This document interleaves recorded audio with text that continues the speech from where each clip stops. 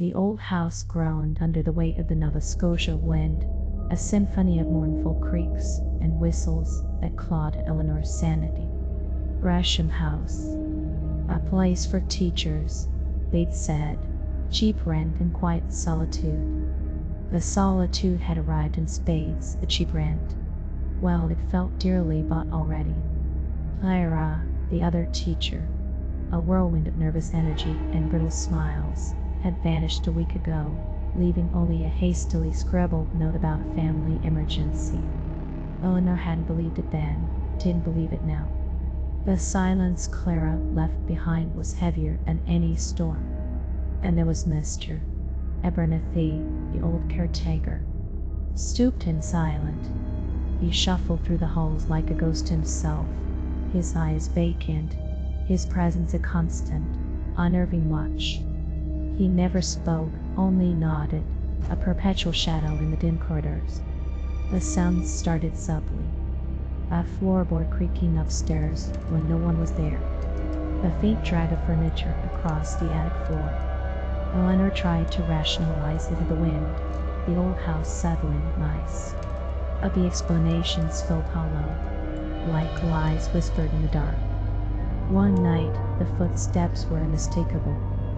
Heavy, deliberate, pacing back and forth above her bedroom. Eleanor, heart hammering against her ribs, grabbed a flashlight and crept upstairs. The attic door was ajar, a sliver of blackness beckoning. She pushed it open, the beam of her flashlight cutting through the oppressive dust. Empty, except for a rocking chair, swaying gently in the non-existent breeze. She backed away slowly, the chair's rhythmic creak echoing in her ears, a lullaby of dread. Driven to the brink, Eleanor started documenting the disturbances. A digital recorder became her constant companion, capturing the whispers, the thumps, the uncanny silences that punctuated the night.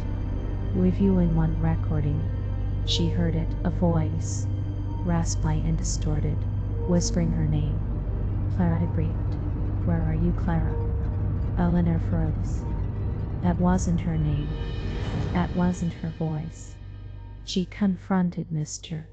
Abernethy, desperate for answers. He only stared at her, his eyes unfocused, then pointed a gnarled finger towards a portrait hanging in the hallway of a stern-looking woman with piercing eyes. "Miss Abigail Gresham," he croaked, his voice a dry rasp, the first words he'd spoken since Eleanor arrived. "She owned this house, a teacher just like you. A tragedy it was, a fire. A student burned alive in her room. Miss Abigail, she couldn't live with it, took her own life." Eleanor felt a cold dread wash over her. She remembered Clara mentioning the house's history, the story of a deranged teacher and a deadly fire, dismissing it as local folklore. But now, that night, the sounds were louder, more insistent. The voice on the recorder grew stronger, clearer. "You are not Eleanor," it hissed. "You're Clara. You belong here, with Abigail." Terrified, Eleanor stumbled to the bathroom, her reflection a beacon of sanity in the encroaching madness. But as she stared into the mirror, her reflection shimmered, distorted. The lines of her face softened, rearranged themselves. The eyes that stared back were not her own. They were Clara's. Fear turned to icy horror as she saw the subtle transformation, the subtle shift of her eyes, her nose, her smile. It was as if Clara's face was slowly taking the place of her own. She screamed, a sound that was quickly consumed by the house's silent malice. The next morning, the sun rose cold and indifferent over Gresham House. The house stood silent. The only sign of movement was the gentle swaying of the rocking chair in the attic, and the faint scent of smoke that lingered in the air. A local constable found a note left on the kitchen table, signed to Clara.